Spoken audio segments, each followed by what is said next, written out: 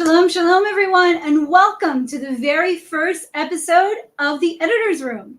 I am so excited to be here with all of you today. We are joining you live from Jerusalem, and in just a few moments, I'm going to welcome our Editor-in-Chief of Aish.com, Rabbi Nehemiah Coopersmith. But before we jump into all of that, I would love to know where you all are joining us from. Like I said, I'm joining from Jerusalem. I'm Raquel. Hello, everyone. Thank you for joining. So I'd love to hear where all of you are joining us from. If you use the chat, please put your name and where you're from, where you're watching from, because we'd love to shout some of those out in a minute. And before we go ahead and jump into our segment, I'd like to take a moment to share with all of you a little bit about this brand new segment. So the Editor's Room is a monthly exclusive segment that we're going to bring to you every month that's going to give you a sneak peek kind of behind the curtain of Aish.com. So every month we're going to be talking with our editor-in-chief, Rabbi Coopersmith, as well as with some featured writers or contributors to Aish.com about some of their work with our beloved website. So again, thank you all for joining us. And without further ado, I'm going to go ahead and welcome Rabbi Nehemiah Coopersmith. Shalom, everybody. Hi. Thank you for being with us. For those of us who don't know you, which I'm sure there's very few, if you take a moment to just share with us a little bit about yourself and how you got connected with Aish. Whoa, how I got connected to Aish started a very long time ago when I was actually 16 years old. Wow. If you could believe it. It really starts back then. That was the first time I met Rabbi Noach Weinberg, who was the dean and founder of Aish Torah. And my brother was already studying at Aish Torah back then. I grew up in a non-religious home, in a typical conservative home in Toronto. And we just went to shul on the high holidays, but I was not religious, didn't believe in God, but at least recognized that it's not like I didn't believe in God, I really didn't know. I realized I was lacking in education. And Rabbi Weinberg was coming to Toronto to speak, and I was very eager to meet him because this was the rabbi, who really so tremendously influenced my brother. It's a long story, but all of Toronto basically came to hear him speak because everyone was very anxious to see who was this rabbi who basically brainwashed my brother. So I met him. I thought he was tremendous and really thought he had a lot of wisdom. And the following year, my whole family went to Israel for the summer. And that's really when I took some classes at Aish Torah, and I was blown away by it. It was really just the excitement of people looking for the truth and wisdom and really dealing with yourself. It was exactly what I was looking for as a teen. What set me apart from my friends was I was very much, into philosophy, looking for the truth, waiting basically to get out of Toronto and expand my horizons. And I realized after I finished high school, I'd have to come back here and take a year out to really examine some of the fundamental questions about life. Is there a God? What does Judaism mean? And to do that before going to university. And that's what I did with my best friend, and the rest is history. I eventually, you end up staying. So even though I've known you for a little bit, I just learned two things. One, I didn't know you were Canadian, so that explains the accent. And then two, we basically have your brother to thank for this. Your journey began through your brother. Well, yeah, he's definitely been a major influence in my life for sure. Wow, it's amazing. Yeah. Okay, very cool. So I don't know if, like I said, I don't know if many of people know or not. So you're editor-in-chief, but take us back to way before that. Like, how did it all get started for Aish.com? Yeah, it all started really before there was Aish.com. There was a small site called Aish.edu, which was started by Shaga Simmons. And it was basically a small site with a lot of content related to the Torah portion of the week. And this was in the late 90s. And internet was just becoming a thing. And I really knew nothing about the internet. And I was very curious. And I asked someone, can you show me what the internet is? And they showed me, and basically I fell off my chair. It was like, here I am at Aish Torah. My passion is figuring out what's the most powerful way to bring Jewish wisdom to the masses. And Hashem gives us this incredible tool called the internet And I saw this is the vehicle that we need to maximize in spreading Jewish wisdom far and wide. And I saw what we were doing. It was a good start, but I saw right away this thing could be massive.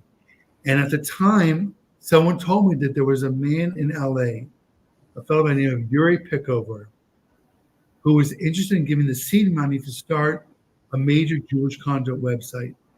And I was very excited to take on the responsibility to create a proposal that would conceive what would the ideal massive Jewish content website look like.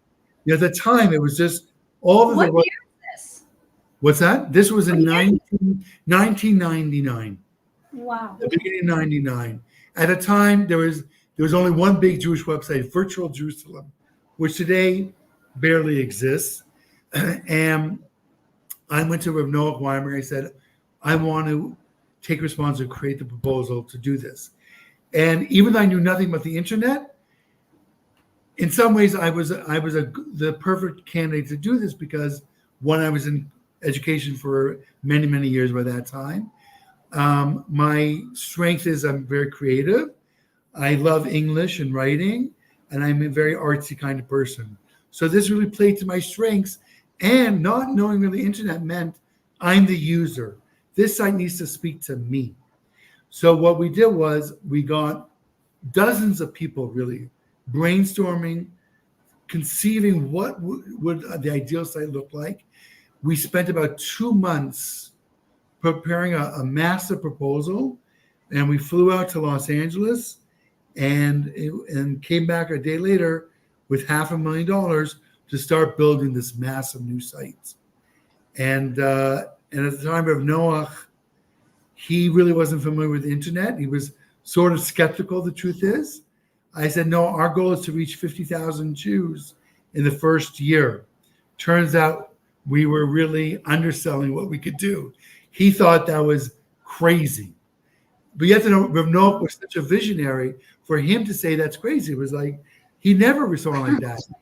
But he said, he's intrigued, go for it, do it.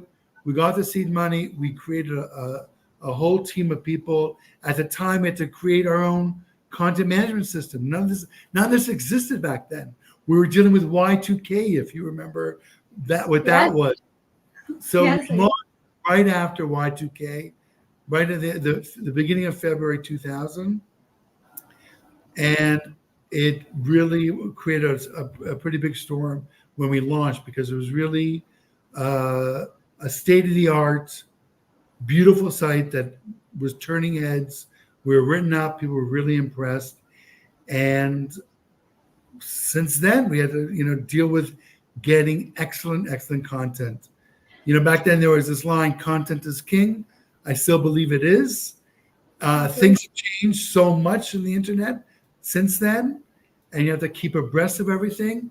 But the main focus has always been to create, in a consistent way, great, relevant, high caliber content that speaks to our target group. And that is really what I think has enabled Aish.com to grow the way it has over all these years.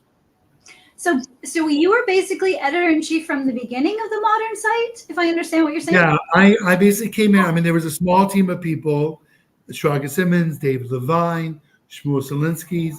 These guys were there before me, but we were all put our egos to the side, and everyone played their role, and I led this team in creating this this basically website on steroids. But yeah, so I was really editor-in-chief from the beginning of Aish.com. Wow. So how many years has that been now? That has been 24 years. Wow. That's incredible. I did not know most of this. That's incredible. Yeah. Wow.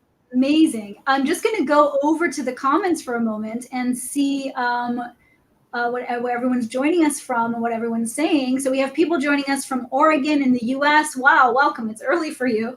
We have people from upstate New York. We have people from Toronto, Rabbi Cooper Smith. Oh, who's from Toronto? You can't say names. Actually, their name is Ellie Cooper. I Okay. don't know. Naomi.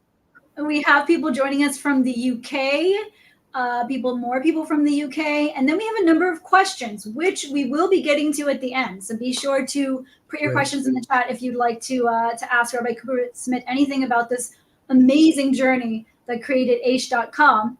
However, in the interest of time, I want to go ahead and welcome our featured guest, if you don't mind. Today, we're going to be speaking with author and speaker Sarah Pachter. She is a regular contributor to Aish.com. So let's go ahead and welcome her.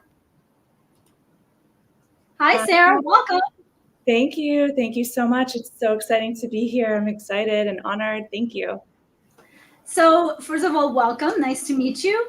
And then do you want to tell us a little bit about yourself and how you got connected to Aish? Yeah, sure. So I'm an author and a speaker. I have been speaking for about 18 years and I've been writing for about 10. I have 2 books out. I actually just got a contract for a 3rd book yesterday, so I'm really excited. And how I got connected to Aish, I've been speaking for Aish in LA for some time, and I just started submitting articles to Aish.com, and Rabbi Cooper Smith accepted them, and so it just sort of snowballed. So here I am. Wow, and I really enjoy reading your articles, especially the one we're going to talk about this month, but every month. You're always very insightful, very creative with what you write. But before we jump into talking about the article we highlighted today, Rabbi Cooper Smith, do you want to share with the audience a little bit about this piece, and then we'll jump into asking Sarah about it? Sure. For those of us If I who remember correctly, I think I read an article that what's his name, Richard? James That James wrote. He wrote a blog in the Times of Israel that he was telling this story, and I could tell that he was just really scratching the surface. And I was thinking there is way more to tell here, and this is such a fascinating window into a look of anti-Semitism in America. And I thought that Sarah Pachter does such a great job in interviewing people and able to really get to the soul of the person. Let's see if she would be intrigued by this. And I suggested, would you want to reach out to this guy? And I think you thought it was a fascinating topic. Yeah, that was exactly my words. I mean, I was just locked in when I saw what you sent me. It was so intriguing. So yeah, I was excited to do it. Wonderful. So for those of you who have not yet had a chance to read the article, I've actually placed it in the chat now, so you can go ahead and save that for later. So Sarah, what drew you to the article when Rabbi Cooper Smith shared it with you? What was it about James? Okay, so it's a good question. I mean, there's 3 basic things that really just sucked me in. I mean, the first thing, it's not so related to what he's doing now, but he shared that the only reason that he is alive and living in America today is because his grandmother, who is Jewish, was escaping the Ukraine, and she hid diamonds in her undergarments. And for me, that was like, wow, I'm meeting someone that's only here because of this heroic act and this very terrifying act. And so that was the first piece. But what really intrigued me was, oh my goodness, this man created a pilot program where Jews can meet with convicts of a hate crime. And it's all sorts of minorities. It's not just Jews. It's also, non-Jews. It's different minorities. But he was the first Jew to meet with someone who committed a hate crime, not a hate incident. We're talking about a severe hate crime. And so to me, that was fascinating. Like, what does this interaction look like? How does the guy behave?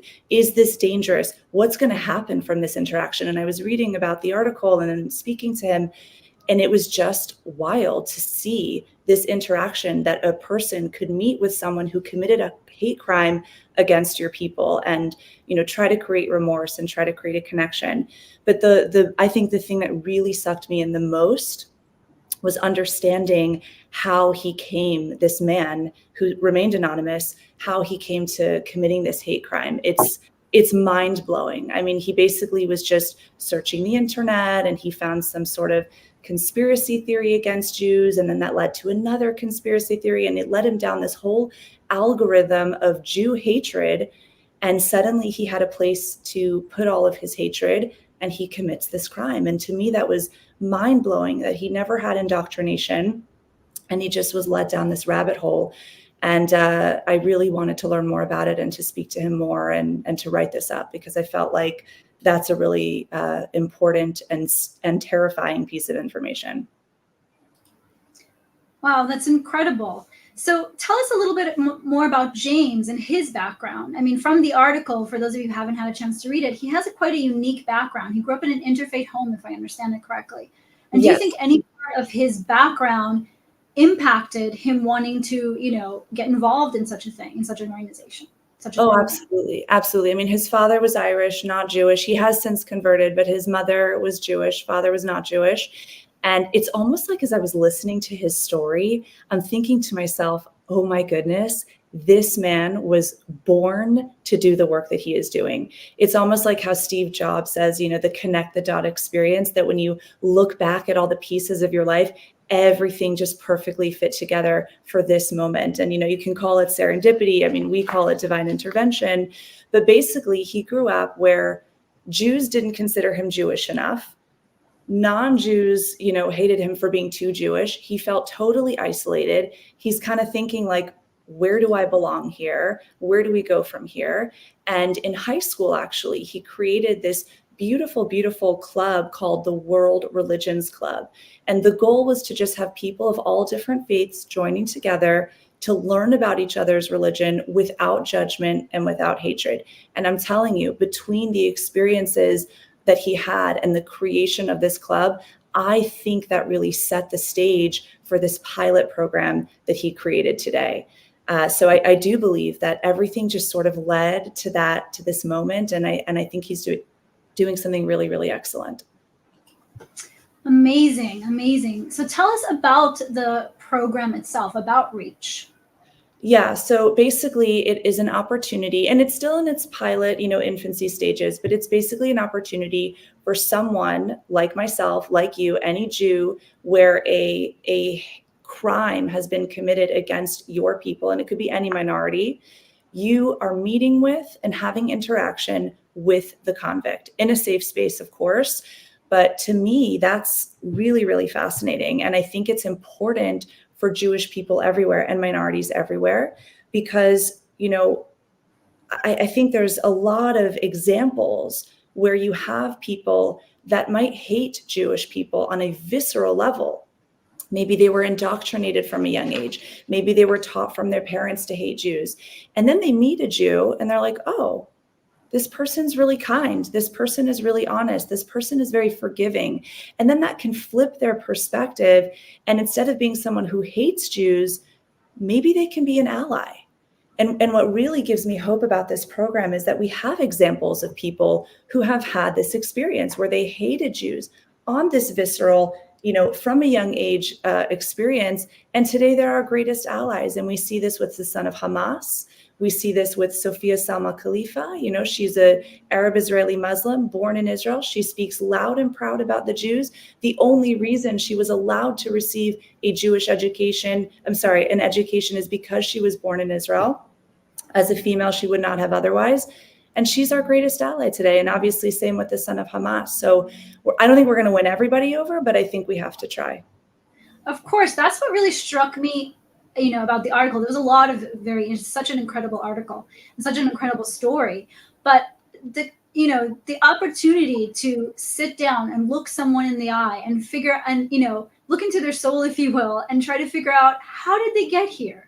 Because no one's born like this. No one is born like this. Everyone is born, loving. We're all human beings. And somehow through indoctrination or what have you, the environment that they grew up in, this is where they ended up. And you're right, we're not going to win over everyone, but I do think this is so important, especially now, more than ever. Although, anti-Semitism has always been there, and I don't necessarily think it's ever going to go away. But I do think this is so important because there are those people who have just never come across a Jew, a Jewish person, or any minority that they may have hate for. And they've just all heard this growing up, and it's not something that they, really understand or really truly have any information about other than what they've heard growing up. So this is so incredible. I want to ask you, based on your research, of, in doing this article, how effective do you believe the REACH program is in rehabilitating individuals, convicted of hate crimes? And do you think this is something that could be implemented more widely or should be implemented more widely? Yeah, I mean, I think it's a good question. I don't think we can know at this stage if it's going to be effective, only because we're in the infancy stage, right? I think that it's going to depend on if they can fundraise, and I think it's going to depend on the consistency. But I do think it should be more widely spread. I think it's something that, again, we're not going to win everybody over. Not everybody is going to flip and not have hatred. Not everybody's going to have the regret that we're hoping that they will have. But the more we can spread this message and show people, hey, Jews are normal, regular people. We are kind. We are forgiving. We stick to elevated values, just like every other person in the world, the more of a chance we have at reaching people around the globe. Absolutely. Absolutely. I think that's so important. I want to jump over to and bring Rabbi Coopersmith back into the conversation for your take on this as well. What did you think about this program? Yeah, I mean, I think, a few things come to my mind. First, I think it really shows the power of tshuva, of repentance, that you see here is this person who, the fact that he's in jail for a hate crime means he did something, violent, like something. James wasn't allowed to say exactly what he did, but it wasn't just like he spat on a Jew, but here he was open to meeting a Jew, talking about it, and really trying to look inside and understand where did he go wrong, and really change. That is the power of tshuva. It's in every human being, Jews, non-Jews. You have a soul, you have an anchor that really knows what is true. And you could see that if a person is really open and honest and willing to hear, and meets a person who's willing to just, basically demonstrate what, what's called radical empathy, without judgment, just accept the person, talk and share, people really can change. So it's like what Mrs. Packer's saying, it's a kernel of hope that in a world full of so much hate, if you find people who are just the teeniest bit open, and you're there to be that ambassador of Judaism and talk and share and explain who we are and allow them to really get to know what being Jewish is all about, you can really change people's lives. It's a huge task, it's like one by one, but the potential is there. You see it can be done. It also reminds me, there was a program in the UK where there was a museum, I don't know where it was, but it was Meet a Jew. And there was just a Jew sitting on a bench, and they would walk through this museum, and a lot of non-Jews, are there meeting a Jew for the first time. And it's something that really can change their attitudes and mindsets. There's so much ignorance out there, and so much hatred stems from ignorance. I don't think we're going to solve like the extremists in this way. There's too much indoctrination. But if a person is open and they have the ability to really meet Jews, which means all of the people who are listening here, you can be in that position where you are interfacing with non-Jews. You could be that role model, and you could be that sounding board to explain what it means to be a Jew today. That's incredible to hear that this program was in the UK. Like, you would think with the Jew program, yeah. Yeah, with a number of Jews in the UK, UK jury, I wouldn't think that anyone would come to, meet a Jew who had never met a Jew before. But that's incredible that was in the UK, this program. So you never know. You really never know. Sarah, I want to ask you a follow-up question. Sure. Anti-Semitism on the rise, in some areas an all-time high, again, unfortunately. What lessons can we draw from James's experience and how to effectively respond to anti-Semitism? I know that Rabbi Coopersmith were just talking about some of those ways, but I want to ask you.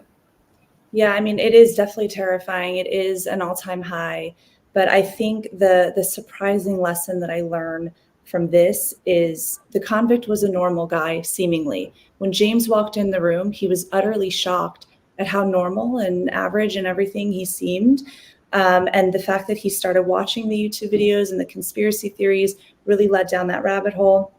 But what's interesting is that he woke up in the morning, the convict, he didn't plan to commit this crime. He didn't have it premeditated. He just had all this rage inside of him, and he placed it onto Jewish people. And so obviously, I think we need to be outspoken, not only on social media and activism in general, but I think on the ground, sort of what Rabbi Cooper Smith was saying, we need to act as beacons of light of humans that are honest and trustworthy and kind and forgiving. And then when somebody meets a Jew, right?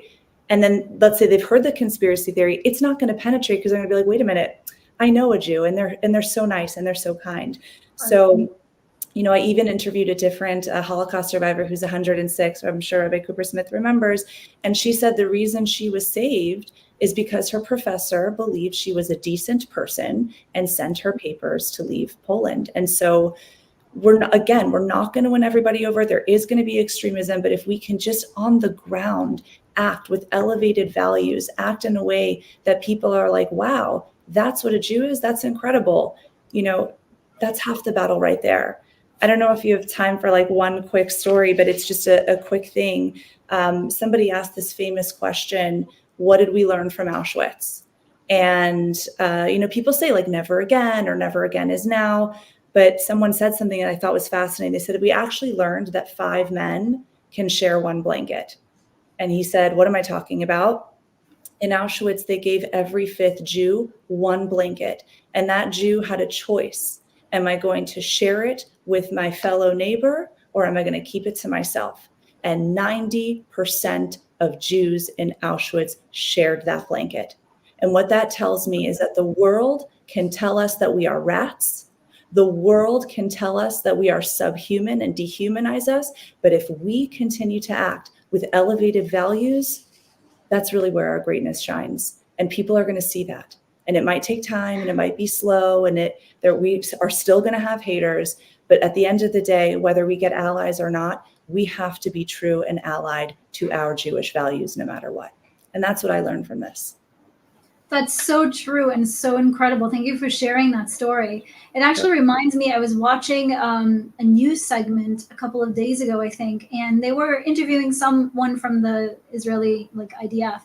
And they asked him something, I don't remember the question exactly, but he said something similar to that. He said, the way that we win is that we're not them, is that we have to hold ourselves to the standards and the values that make us who we are and make us a people. And that's one of the ways that we win. And that was amazing to hear from someone who's fighting. He wasn't talking about any sort of tactics or anything. He was talking about values. He was talking about what makes our people, what makes us, if you will. So Thank you so much for sharing. I want to bring back Rabbi Cooper Smith. Raquel, do we have time to take any questions? Yes, we do. I'm going to jump over. If you can hang on a little bit, Sarah. I'm going to jump over for a minute or two and see if we have any questions. Also, anyone watching right now, if you have a question for Sarah and you haven't put it into the chat, please do so now so I can go ahead and see that question. Let's see what we have. We have some questions from earlier. Ariel is asking, I guess, Rabbi Cooper Smith, and maybe both of you, what's the favorite part about working at Aish.com? I'll go first. And if you want to answer, Ms. Bat, go for it. Sure. My favorite part of working for Aish.com is I get to be the engine to create content that can really change people's lives. That's what I love doing. So you get to make a difference. I get to make a difference in people's lives, yeah. And really give them Torah wisdom that really can affect them and impact them. Sarah, what about you? Yeah, well, first of all, I'm working with a great team, or I'm working for a great team with Rabbi Cooper Smith and Jamie Geller and so many amazing people. But I think for me, the most rewarding aspect is knowing that someone who may not have any knowledge about Judaism or religion or anything, they read an article that piques their interest, or they watch a podcast that piques their interest, and maybe they'll do a small act of kindness because of it, or maybe they'll join the website, or maybe they'll, change their perspective on something. And And it's also changing me too. You know, as a writer, I'm learning so much and I'm growing through the process. It's not just so I can transform what other people think. It's also so that I can grow as an individual, and I have grown through it. And so I think just that impact on the world around me and on myself is the most rewarding thing. I remember Rabbi Cooper Smith sent me an email from one of the articles that I had written, and somebody just like gave such great feedback, and they said, you know, oh, now I'm going to join the website and I'm so interested. And I think it was something about Lizzie Savetsky or whatever it was. But to me, that's like, okay, this is worth it. Like, people are hearing it, people are growing from this. And that's what really life is about. It's about growth and, you know, continuing that growth. Well, I have to say that every time I open the website, and I work with a different team. I'm not with the Aish.com team, but I am part of the Aish team. And every time I open the website, there's always something that I did not know, that I did not either connect the dots to, and it's something I'm learning anew, or just something I just didn't know about. And it's kind of like Aish.com, at least for me. There's everything there. There's everything you can think about. There's advice. There's, stories such as yours that really are impactful and makes you think about what you can do and how you can be a representative, for our people. It's just everything there. There's interesting articles about sports celebrities that I would never have come across, and I'm coming across it on Aish.com, which is really strange for me in such a wonderful way. I don't see at the moment any more questions. It might just be that I can't see them because we're live on 3 platforms at the same time. So we're live on YouTube, Facebook, and StreamYard. So I'm not seeing any more at the moment. But Rabbi Cooper Smith, do you have any closing words before we go? No, just thank you for everyone who came. Thank you so much. And I think, though, what Mrs. Packer was saying is that this really is the power of Rabbi Noach Weinberg's vision, is that the more people learn, the more they can understand what Judaism is all about, and the more they can make informed decisions, and that will change their own personal commitment and strengthen their pride in being Jewish, which is the most powerful response that we can have, I think, to anti-Semitism. Thank you. That's so true. Sarah, any closing words from you before we go? Yeah, I mean, I just think that Aish.com and all the platforms that they're utilizing, Instagram and TikTok and everything, there's something for everybody. There's something from like in-law drama and marriage and dating to really interesting profiles. There is going. Mrs. Packer writes about all of them. Well, there is, and many other incredible authors write about it. And there's just something for everybody. So if you open it up, you're going to find something that's going to brighten your day. It's going to bring some growth. It's going to change your perspective. You're going to be happier. That's what I say. Wonderful. It's so true. So thank you so much for taking the time to join us and to share about your featured article this month. And Rabbi Cooper Smith, thank you as well for joining us. Thank you to the audience. Thanks for hosting us. And we will be back next month. This is going to be a monthly segment where you get to, interact with the team at Aish.com and hear about our favorite articles of the month. So join us again next month. Thank you, everybody. Take care. Shalom. How'd it go? Hi. Hi. Thanks a lot. Thank you so much. I so appreciate you. That was great.